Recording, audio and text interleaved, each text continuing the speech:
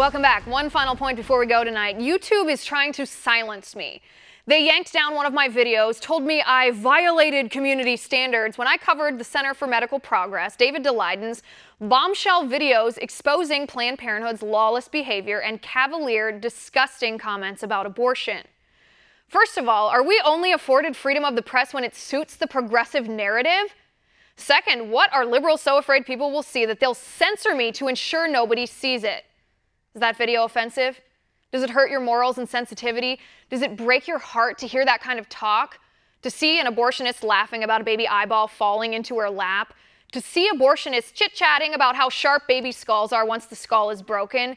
Then ask yourself, why do we legalize such barbaric behavior in our country? Why do you silence people who try to expose it?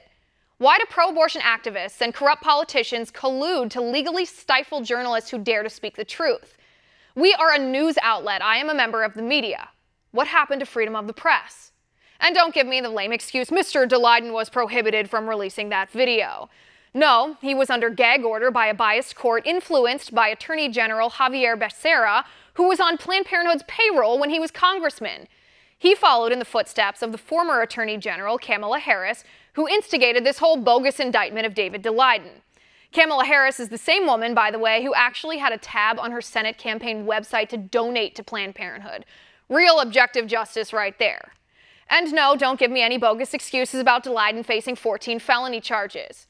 Do you know what the charges are? 14 charges for recording private conversations. What part of a conference hall or a restaurant is private? Where is their expectation of privacy when you're eating lunch in a public area? Anybody can overhear that. If your argument about privacy is true, and I assure you it is not, then was the bartender who recorded Mitt Romney's 47% comments, was he charged with a felony for that? Was that video yanked off YouTube when members of the press discussed it and aired it? No, I think not.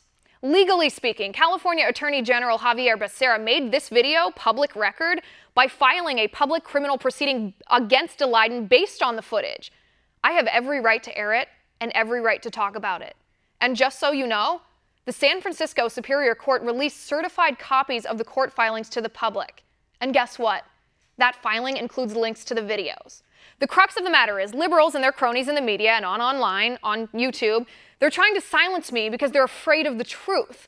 They pulled down my video discussing the Center for Medical Progress videos, exposing Planned Parenthood abortionists, admitting they alter the abortion procedure in order to harvest baby body parts without crushing them, describing how they hold babies inside the mother's vaginal canal to rip off arms and legs just so it's technically not a partial birth abortion, then selling the harvested parts for profit incentives, and admitting abortion is violence, it is killing, the unborn baby is a person.